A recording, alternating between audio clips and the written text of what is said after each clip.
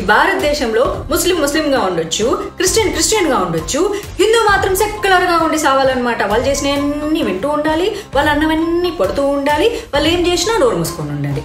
ఇది హిందువులకి ఎందుకు చెల్లాలి అన్న సంగతి సెక్యులర్ కుక్కలు ఒకసారి ఆలోచిస్తే చాలా బాగుంటుంది. మైనారిటీ సంక్షేమం పేట భారీగా బడ్జెట్ ని కేటాయించి ఏకంగా 1000 కోట్లు ముస్లింలకు కేటాయించింది అక్కడి ప్రభుత్వం. ముస్లింల పెళ్లిళ్లకు 50,000 రూపాయలు ఇస్తుందంట. అలాగే ముస్లిం కల్చరల్ ప్రోగ్రామ్స్ కి 50 లక్షలతో పాటు భవనాలను కూడా కట్టిస్తుంది. బెంగళూరులో ఉన్న హజ్ భవన్ అయితే మరింతగా డెవలప్ చేస్తామని చెప్పింది రాష్ట్ర ప్రభుత్వం. ఈ విస్తరణకు కొన్ని నిధులను కూడా కేటాయించింది. అబ్బో, గుళ్ళ మీద మాత్రం 10% ట్యాక్సులు ఎక్స్ట్రాగా వేస్తున్నారు. ఏంటి మళ్ళీ ఎండోమెంట్ కాక ఎక్స్ట్రా 10%. ఆ గుళ్ళ మీద వచ్చినవి తీసుకొచ్చి వీళ్ళకి ఎందుకు పెడుతున్నారు? ఇక్కడ కర్ణాటక గవర్నమెంట్ గుళ్ళ మీద 10% ఎక్కువ ట్యాక్సులు కట్టించుకుంటుంది. ఆ 10% తీసుకొచ్చి వీళ్ళకి ఇస్తుంది. నేనేమంటా, ముస్లింలకు ఇవ్వడం తప్పు కాదు, అందరికీ ఇవ్వండి. హిందువులు ఏం పాపం చేశారు, క్రిస్టియన్స్ ఏం పాపం చేశారు, సిక్కులు ఏం పాపం చేశారు, జైన్లు ఏం పాపం చేశారు, మిగిలిన వాళ్ళు ఏం పాపం చేశారు? ఇస్తే అందరికి ఇవ్వండి అబ్బా, ఇవ్వకపోతే ఎవరికి ఇవ్వద్దు. నమస్తే, welcome to Om voice of Madhavilatha. Voice of Madhavilatha అంటే నా ఒక్కదాని వాయిస్ కాదు, చాలా మంది జాతీయవాదుల వాయిస్. ఎప్పుడు చెప్పేదే, ఒక చిన్న సబ్స్క్రైబ్ చేసుకోండి. అలాగే చూస్తున్న వాళ్ళైతే ఒక లైక్ కొట్టండి. అప్పుడే ఈ వీడియో చాలా ఎక్కువ మందికి రీచ్ అవుతుంది. ఇది ఎంత ఎక్కువ మందికి రీచ్ అయితే నేను ఇంకా కష్టపడి ఇలాంటి వీడియోలు చేయడానికి నాకు కూడా బోల్డ్ అంతా ఇంట్రెస్ట్ వస్తుంది. సో ఈ రోజు కూడా ఒక మంచి పొలిటికల్ టాపిక్ తో మీ ముందుకు వచ్చాను. ఇంకెందుకు ఆలస్యం, let's get into our topic. ముస్లింలకు 1000 కోట్ల బడ్జెట్ కేటాయించడం, ఎస్సీ ఎస్టీలకు నిధుల్ని తగ్గించడం, కర్ణాటక కాంగ్రెస్ ప్రవేశపెట్టిన బడ్జెట్. మైనారిటీ సంక్షేమం పేట భారీగా బడ్జెట్ ని కేటాయించి ఏకంగా 1000 కోట్లు ముస్లింలకు కేటాయించింది అక్కడి ప్రభుత్వం. వక్ఫ్ బోర్డు వివాదం ఒకవైపు కొనసాగుతూ ఉంటే కర్ణాటక ప్రభుత్వము ఈ ఆస్తుల సంరక్షణ కోసం 150 కోట్ల రూపాయలని కేటాయించేసింది. ఒకవైపు ఏమో కన్నడ భాష ఉద్యమానికి ఆజ్యం పోస్తుంది, మరోవైపు ఉర్దూ మీడియం పెంపొందించేందుకు 100 కోట్ల రూపాయలు అయితే ఇచ్చింది. ఇకపోతే మౌలాలకు జీతం కూడా పెంచేసింది అనమాట. ముస్లిం మహిళలకు సెల్ఫ్ డిఫెన్స్ కోర్సుల్ని ప్రవేశపెట్టింది. గుడ్.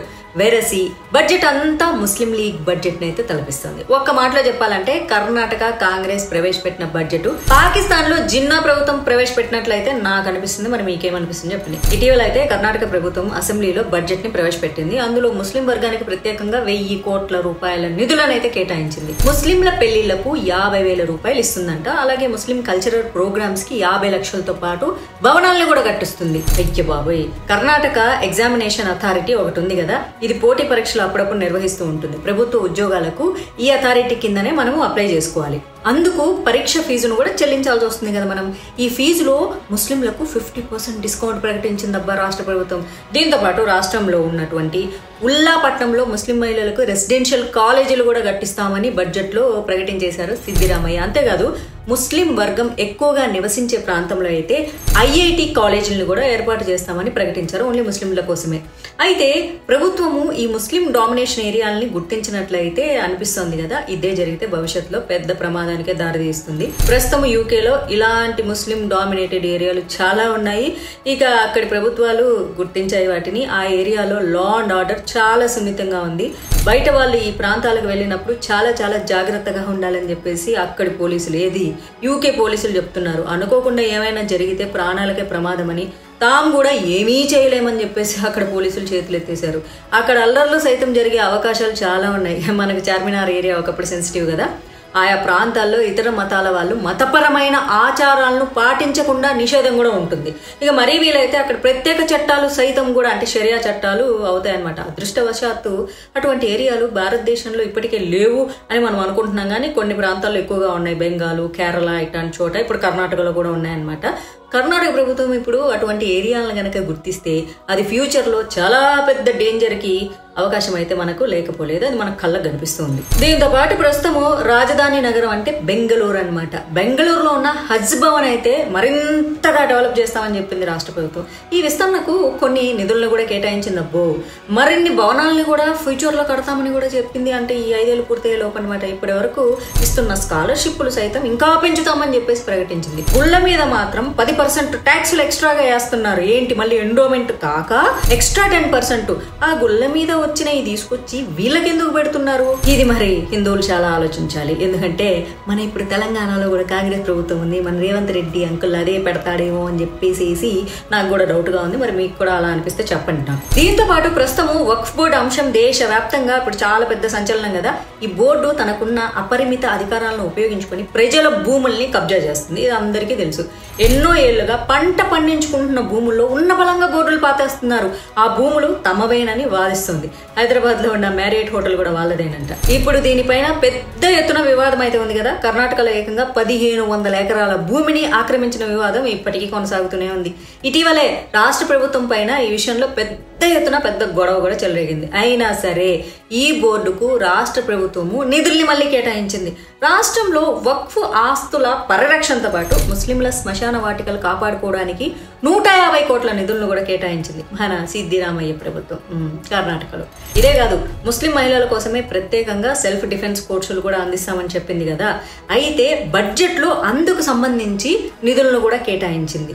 ఇక్కడ ముస్లిం వర్గానికి గంపగుత్తగా కాంట్రాక్ట్ పనుల్లో రిజర్వేషన్లు ఇస్తామని కూడా ప్రకటించింది.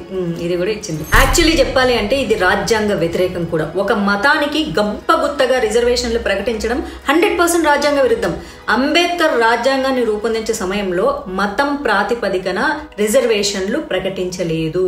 కులాలు ఎదుర్కొంటున్న వివక్ష ఆధారంగానే ఈ రిజర్వేషన్ వ్యవస్థను తీసుకొచ్చారు. కానీ మతంలోని కులాలపై ముందుగా అధ్యయనం చేయాలి. ఆ కులాలను వివక్ష ఎదుర్కొంటుందా లేదా, లేకపోతే వెనకబడిన వర్గానికి చెందిన ఆ కులాలకు రిజర్వేషన్లు ఇవ్వవచ్చు. అంతే తప్ప ముస్లింలలో కొంతమందికి రిజర్వేషన్ ఫలాలు అందుతున్నాయి కదా, కానీ ఆ వర్గంలో అందరికీ రిజర్వేషన్లు ఇవ్వడం తప్పు. ఏది అంబేద్కర్ రాజ్యాంగాన్ని స్ఫూర్తికి ఇది చాలా విరుద్ధం. అయినా సరే కాంగ్రెస్ పార్టీ అంబేద్కర్ రాజ్యాంగాన్ని కాలు రాసేస్తుంది. అది అందరికీ తెలుసు. సిగ్గు లేకుండా మళ్ళీ చెప్పి అంబేద్కర్ వాదులు వచ్చేసి కాంగ్రెస్ కు జెండా ఎత్తేస్తుంటారు. ఇక పోతే ముస్లింలను సాటిస్ఫై చేయడానికి కాంట్రాక్టుల్లో 4% రిజర్వేషన్లను కూడా కేటాయించింది అబ్బా కాంగ్రెస్. ఇక కాంగ్రెస్ పార్టీ బుజ్జగింపు రాజకీయాలకు ఎంత స్థాయికైనా దిగజారుతుందన్న విషయము మనం ఏం ప్రత్యేకంగా చెప్పక్కర్లేదు. ఈ విషయం బీజేపీ కూడా అంటుంది, అందరూ అంటున్నారు. ఏకంగా ఈ బడ్జెట్ ముస్లిం లీగ్ పార్టీతో పోటీ పడుతుంది. కాంగ్రెస్ పార్టీ ప్రస్తుతం ముస్లిం ఓటు బ్యాంక్ ఆధారంగానే తన రాజకీయాలను కొనసాగిస్తుంది. కర్ణాటకలో కూడా అట్లే గెలిచింది. బీజేపీ సనాతన ధర్మ సిద్ధాంతాలను ఆధారంగా రాజకీయం చేస్తుందని వాళ్ళు అంటారు, కానీ ధర్మం ప్రకారమే రాజకీయాలు చేస్తుంది. మైనార్టీ బుజ్జగింపు కార్యక్రమాలు బీజేపీ కూడా చేస్తుంది, కానీ మరి ఇంత దారుణంగా అయితే చెయ్యదు. ఓటు బ్యాంకే కావాలి, హిందువులందరూ బీజేపీకి ఓటేస్తారంటే అలా ఏం కాదు, అందరినీ సమానంగానే చూస్తుంది కదా. మైనారిటీ ఓటు బ్యాంకు పదిలమవుతుందని, ఇక హిందువులను కులాల వారీగా విడగొడితే తమ గెలుపు ఖాయమని చెప్పేసి కాంగ్రెస్ అయితే అనుకుంటుంది. ఎస్, కానీ అది సాధ్యమయ్యే విషయం కాదు అంటున్నారు సమాజంలో ఉండే చాలా మంది అనమాట. కాంగ్రెస్ పార్టీ పదే ముస్లింల పాట పాడుతుండడం హిందువులు ఏకమవ్వటానికి ఒక మంచి కారణం అయితే అవుతుంది. హిందూ ఐక్యత బీజేపీకి కలిసి వస్తుందని చెప్పేసి జనాలు అంటున్నారు. హర్యానా, మహారాష్ట్రలో ఏక్ హై తో సేఫ్ హై ఈ నినాదం అయితే పెద్ద ఎత్తున రిజల్ట్స్ ఇచ్చేసింది కదా. అయితే మన యోగి బాబా ఉన్నారు కదా, ఈ 2 ఎన్నికల్లో బటేంగేతో కటేంగే అనే నినాదాన్ని పెద్ద ఎత్తున వినిపించారు కదా. దీంతో హిందువులందరూ కూడా ఏకమయ్యారు. ఇంతగా ఏకం కావడాన్ని కాంగ్రెస్ పార్టీ అసలు తట్టుకోలేకపోయింది. పైగా వాళ్ళు అవలంబించిన బుజ్జగింపు రాజకీయ కారణాలు అసలు వర్కౌట్ అవ్వలే. ఇంత జరుగుతున్న కాంగ్రెస్ పార్టీ నిజాన్ని అయితే గ్రహించలేకపోతుంది. మళ్ళీ సేమ్ బుజ్జగింపు రాజకీయాలు, అవే మైనారిటీ రాజకీయాలు రోజు రోజుకి మరీ దారుణంగా ఎక్కువైపోతున్నాయి. దాని ఫలితంగా కాంగ్రెస్ పార్టీ ముస్లిం లీగ్ పార్టీగా మారిపోతుంది. అఫ్ కోర్స్ మొదటి నుంచి అదే అనుకోండి, కాకపోతే ప్రజలు గ్రహించి దానికి బుద్ధి చెబుతున్నా సరే ఇంకా మళ్ళీ అవే బుజ్జగింపు రాజకీయాలు చేస్తుంది. ఇప్పుడు తెలంగాణలో చాలా చోట్ల కూడా మీకు అసలు ఎక్కడ కూడా హిందువులకి సేఫ్టీ లేదు. ఆంధ్రప్రదేశ్లో ఉమ్మడి ప్రభుత్వం ఉన్నా కూడా అక్కడ కూడా సేఫ్టీ దొరకట్లేదు. ఇప్పుడు కాంగ్రెస్ ప్రభుత్వం తెలంగాణలో ఉంది. మరి తెలంగాణ ప్రజల పరిస్థితి ఏంటో, ఇలాంటివి మళ్ళీ సేమ్ అక్కడ కూడా పెట్టారనుకో మరి సాధారణ ప్రజలు ఆలోచించాలి. ఏమన్నంటే మీరు మత విద్వేషాలు రెచ్చగొడుతున్నారు అంటారు. నేను మత విద్వేషాలు రెచ్చగొడుతున్నానా, లేకపోతే ప్రభుత్వం పరిగట్టుకొని ఒక మతానికి మాత్రమే ఇన్ని ఫెసిలిటీస్ ఎందుకు ఇస్తుంది? ఇక్కడ కర్ణాటక గవర్నమెంట్ గుళ్ళ మీద 10% ఎక్కువ ట్యాక్సులు కట్టించుకుంటుంది. ఆ 10% తీసుకొచ్చి వీళ్ళకి ఇస్తుంది. నేనేమంటా, ముస్లింలకు ఇవ్వడం తప్పు కాదు, అందరికీ ఇవ్వండి. హిందువులు ఏం పాపం చేశారు, క్రిస్టియన్స్ ఏం పాపం చేశారు, సిక్కులు ఏం పాపం చేశారు, జైన్లు ఏం పాపం చేశారు, మిగిలిన వాళ్ళు ఏం పాపం చేశారు? ఇస్తే అందరికి ఇవ్వండి అబ్బా. ఇవ్వకపోతే ఎవరికి ఇవ్వద్దు. ఒక మతానికి మాత్రమే ఎందుకు ఇస్తున్నారు? ఖచ్చితంగా ఒక మతానికి కొమ్ము కాస్తున్నప్పుడు అడిగితే తప్పు అవుతుందా? కరెక్ట్. ఎందుకంటే ఈ భారతదేశంలో ముస్లింగా ఉండొచ్చు, క్రిస్టియన్ గా ఉండొచ్చు, హిందూ మాత్రం సెక్యులర్ గా ఉండి సావాలన్నమాట. వాళ్ళు చేసినవన్నీ వింటూ ఉండాలి, వాళ్ళు అన్నవన్నీ పడుతూ ఉండాలి, వాళ్ళు ఏం చేసినా నోరు మూసుకొని ఉండాలి. ఇది హిందువులకే ఎందుకు చెల్లాలి అన్న సంగతి సెక్యులర్ కుక్కలు ఒకసారి ఆలోచిస్తే చాలా బాగుంటుంది. Thank you so much. నా వీడియో నచ్చినట్లయితే ఒక చిన్న లైక్ కొట్టేసేయండి. కొత్తగా వచ్చిన వాళ్ళైతే సబ్స్క్రైబ్ చేసుకోండి. మీరు నా కోసం కేటాయించే ఈ చిన్న సమయంలో నేను బోల్డ్ అంత ఇన్ఫర్మేషన్ మీ ముందు ఉంచడానికి ప్రయత్నం చేస్తాను. అలాగే మీ లైక్ నాకు చాలా స్ట్రెంత్ ఇస్తుంది. ఇంకా చాలా ఇన్ఫర్మేషన్ మీ ముందు పెట్టడానికి నాకు బోల్డ్ అంత ఎనర్జీ వస్తుంది. మళ్ళీ ఇంకొక మంచి వీడియోతో కలుసుకుంటాను. అంతవరకు నేను సైతం దేశం కోసం. జై హింద్, జై భారత్.